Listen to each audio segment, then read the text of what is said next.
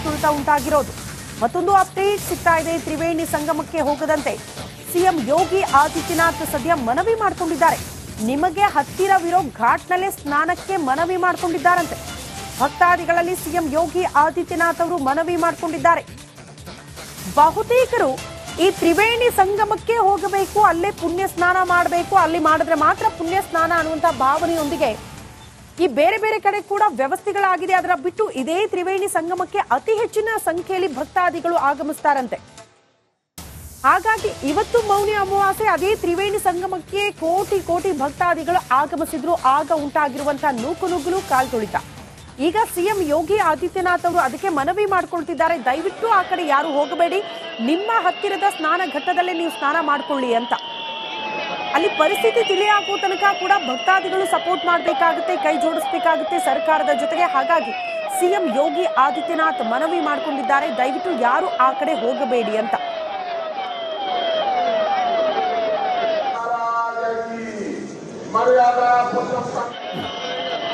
ಗಮನಿಸ್ತಾ ಇದ್ವಿ ನಾವು ಪ್ರಯಾಗ್ರಾಜ್ನ ಮಹಾಕುಂಭ ಮೇಳದ ಬಗ್ಗೆ. ಪ್ರತಿ ದಿನವೂ ಕೂಡ ಅಲ್ಲಿನ ವಿಶೇಷತೆಗಳ ಬಗ್ಗೆ ಎಷ್ಟು ಸಂಖ್ಯೆಯಲ್ಲಿ ಭಕ್ತಾದಿಗಳು ಸಾಧು ಸಂತರು ಸಾಕ್ಷಿಯಾಗ್ತಿದ್ದಾರೆ ಅಂತ. ಬರೀ ದೇಶ ಮಾತ್ರ ಅಲ್ಲ, ಬೇರೆ ಬೇರೆ ದೇಶದವರು ಕೂಡ ಒಂದು ರೀತಿ ಉತ್ತರ ಪ್ರದೇಶವನ್ನ ಬೆರಗುಗಣ್ಣಿನಿಂದ ನೋಡ್ತಾ ಇದ್ರು. ಅಷ್ಟು ದೊಡ್ಡ ಯಶಸ್ಸು ಕಂಡಿತ್ತು ಧಾರ್ಮಿಕ ಉತ್ಸವ ಅದು ಈ ಮಹಾಕುಂಭ ಮೇಳ. ಇಂಥ ಹೊತ್ತಲ್ಲಿ ಚಿಕ್ಕ ಪುಟ್ಟ ತಪ್ಪುಗಳಾಗ್ತಾ ಇರುತ್ತೆ, ಅವಘಡಗಳಾಗ್ತಾ ಇರುತ್ತೆ ಅಂದ್ರೂ ಕೂಡ ಇಲ್ಲಿ ಸ್ವಲ್ಪ ಮಟ್ಟಿಗೆ ಅನೇಕ ಜನ ಗಾಯಗೊಂಡಿರೋದ್ರಿಂದ ಅದು ಸುದ್ದಿ ಆಗ್ತಾ ಇದೆ. ಅದು ಕೂಡ ಈ ತ್ರಿವೇಣಿ ಸಂಗಮದಲ್ಲಿ ಆಗಿರುವಂತಹ ಘಟನೆ.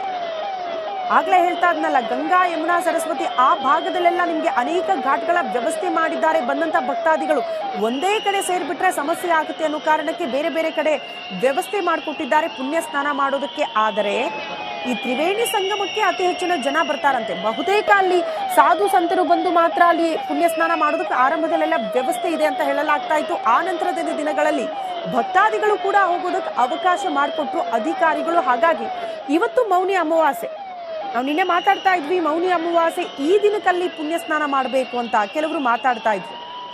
ಈ ದಿನದ ವಿಶೇಷತೆ ಅಂತೆ ಅದು.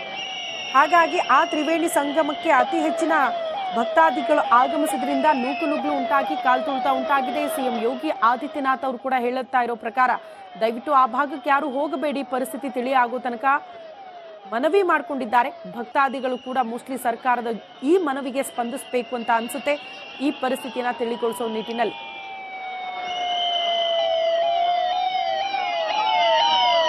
ನೋಡಿ ಯಾವ ರೀತಿಯ ಪರಿಸ್ಥಿತಿ ಇದೆ ಅನ್ನೋದನ್ನ ದೃಶ್ಯಗಳ ಸಮೇತ ನಿಮ್ಮ ಮುಂದೆ ಇಡ್ತಾ ಇದ್ದೀವಿ. ಆತಂಕ ಪಡಬೇಕಾಗಿಲ್ಲ, ಅದರ ಬದಲಾಗಿ ಅಲ್ಲಿನ ಸರ್ಕಾರ ಏನ್ ಹೇಳ್ತಾ ಇದೆಯೋ ಅದನ್ನ ಭಕ್ತಾದಿಗಳು ಪಾಲಿಸಿದ್ರೆ ಸಾಕಾಗಿದೆ ಪರಿಸ್ಥಿತಿ ತಿಳಿಯಾಗುವುದಕ್ಕೆ. ಈಗಲೂ ಕೂಡ ಅನೇಕ ಜನ ಅಲ್ಲಿ ಹೋಗ್ತಿದ್ದಾರೆ. ಅದರ ಮಧ್ಯದಲ್ಲೂ ಕೂಡ ಭದ್ರತಾ ಸಿಬ್ಬಂದಿ ಏನೆಲ್ಲ ಸಮಸ್ಯೆಗಳಾಗಿತ್ತೋ ಅದನ್ನ ಸರಿ ಮಾಡೋ ನಿಟ್ಟಿನಲ್ಲಿ ಮುಂದಾಗಿದ್ದಾರೆ. ಈಗ ಸದ್ಯದ ಮಾಹಿತಿ ಪ್ರಕಾರ ಪರಿಸ್ಥಿತಿ ತಿಳಿಯಾಗಿದೆ ಅಂತ. ಆದರೆ ಸ್ವಲ್ಪ ಹೊತ್ತು ಮೋಸ್ಟ್ಲಿ ಆ ಭಾಗದಲ್ಲಿ ಪುಣ್ಯ ಸ್ನಾನ ಮಾಡೋದಕ್ಕೆ ಅವಕಾಶ ಅಂತೂ ಇರೋಲ್ಲ. ಇದೆಲ್ಲವೂ ಕೂಡ ಕ್ಲಿಯರ್ ಆಗೋ ತನಕ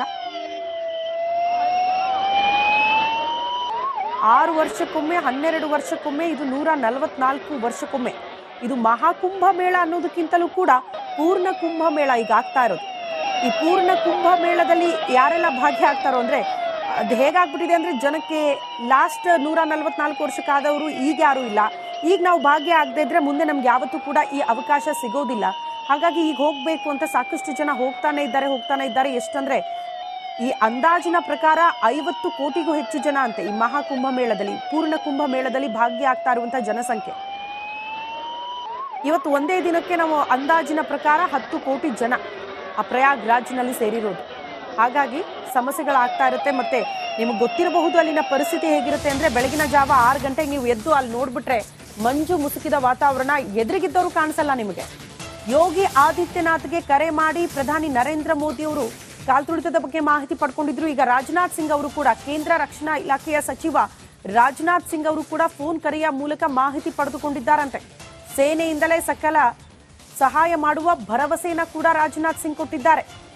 ಯೋಗಿ ಆದಿತ್ಯನಾಥ್ ಅವರಿಗೆ ರಾಜನಾಥ್ ಸಿಂಗ್ ಫೋನ್ ಕರೆಯ ಮೂಲಕ ಮಾಹಿತಿ ಪಡ್ಕೊಂಡು ನಮ್ಮ ಸೇನೆಯ ಮೂಲಕ ನಿಮಗೆ ಸಹಾಯ ಮಾಡಿಸ್ತೀವಿ ಅನ್ನುವಂತ ಭರವಸೆಯನ್ನ ಕೊಟ್ಟಿದ್ದಾರೆ.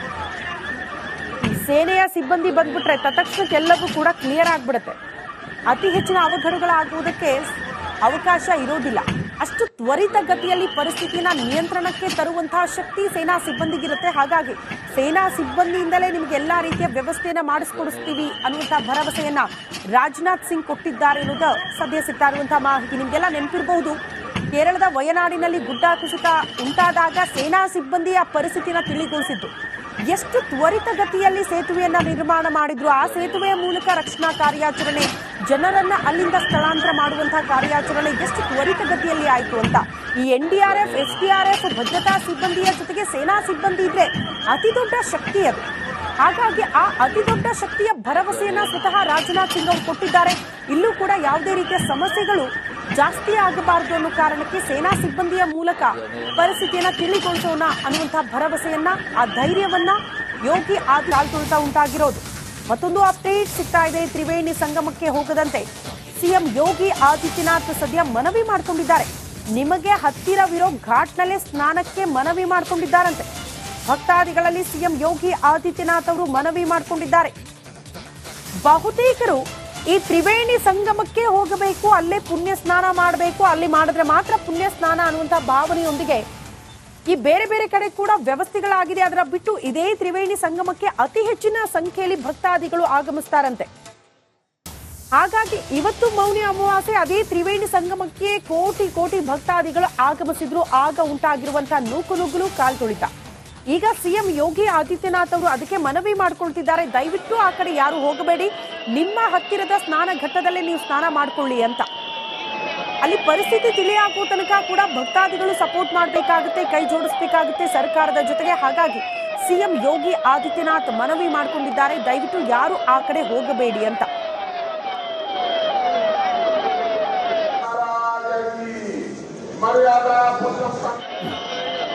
ಗಮನಿಸ್ತಾ ಇದ್ವಿ ನಾವು ಪ್ರಯಾಗ್ರಾಜ್ನ ಮಹಾಕುಂಭ ಮೇಳದ ಬಗ್ಗೆ. ಪ್ರತಿ ದಿನವೂ ಕೂಡ ಅಲ್ಲಿನ ವಿಶೇಷತೆಗಳ ಬಗ್ಗೆ, ಎಷ್ಟು ಸಂಖ್ಯೆಯಲ್ಲಿ ಭಕ್ತಾದಿಗಳು, ಸಾಧು ಸಂತರು ಸಾಕ್ಷಿಯಾಗ್ತಿದ್ದಾರೆ ಅಂತ. ಬರೀ ದೇಶ ಮಾತ್ರ ಅಲ್ಲ, ಬೇರೆ ಬೇರೆ ದೇಶದವರು ಕೂಡ ಒಂದು ರೀತಿ ಉತ್ತರ ಪ್ರದೇಶವನ್ನ ಬೆರಗುಗಣ್ಣಿನಿಂದ ನೋಡ್ತಾ ಇದ್ರು. ಅಷ್ಟು ದೊಡ್ಡ ಯಶಸ್ಸು ಕಂಡಿತ್ತು ಧಾರ್ಮಿಕ ಉತ್ಸವ ಅದು ಈ ಮಹಾಕುಂಭ ಮೇಳ. ಇಂಥ ಹೊತ್ತಲ್ಲಿ ಚಿಕ್ಕ ಪುಟ್ಟ ತಪ್ಪುಗಳಾಗ್ತಾ ಇರುತ್ತೆ, ಅವಘಡಗಳಾಗ್ತಾ ಇರುತ್ತೆ ಅಂದ್ರೂ ಕೂಡ ಇಲ್ಲಿ ಸ್ವಲ್ಪ ಮಟ್ಟಿಗೆ ಅನೇಕ ಜನ ಗಾಯಗೊಂಡಿರೋದ್ರಿಂದ ಅದು ಸುದ್ದಿ ಆಗ್ತಾ ಇದೆ. ಅದು ಕೂಡ ಈ ತ್ರಿವೇಣಿ ಸಂಗಮದಲ್ಲಿ ಆಗಿರುವಂತಹ ಘಟನೆ.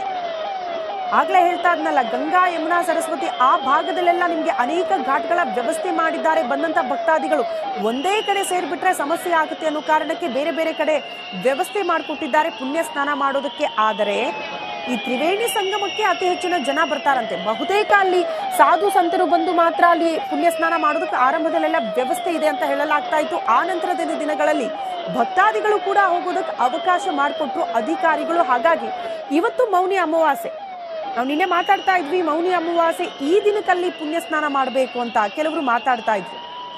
ಈ ದಿನದ ವಿಶೇಷತೆ ಅಂತೆ ಅದು. ಹಾಗಾಗಿ ಆ ತ್ರಿವೇಣಿ ಸಂಗಮಕ್ಕೆ ಅತಿ ಹೆಚ್ಚಿನ ಭಕ್ತಾದಿಗಳು ಆಗಮಿಸಿದ್ರಿಂದ ನೂಕುನುಗ್ಗಲು ಉಂಟಾಗಿ, ಕಾಲ್ತುಳಿತ ಉಂಟಾಗಿದೆ. ಸಿಎಂ ಯೋಗಿ ಆದಿತ್ಯನಾಥ್ ಅವರು ಕೂಡ ಹೇಳುತ್ತಾ ಇರೋ ಪ್ರಕಾರ ದಯವಿಟ್ಟು ಆ ಭಾಗಕ್ಕೆ ಯಾರು ಹೋಗಬೇಡಿ, ಪರಿಸ್ಥಿತಿ ತಿಳಿಯಾಗೋ ತನಕ ಮನವಿ ಮಾಡಿಕೊಂಡಿದ್ದಾರೆ. ಭಕ್ತಾದಿಗಳು ಕೂಡ ಮೋಸ್ಟ್ಲಿ ಸರ್ಕಾರದ ಈ ಮನವಿಗೆ ಸ್ಪಂದಿಸಬೇಕು ಅಂತ ಅನ್ಸುತ್ತೆ, ಈ ಪರಿಸ್ಥಿತಿಯನ್ನ ತಿಳಿಗೊಳಿಸೋ ನಿಟ್ಟಿನಲ್ಲಿ.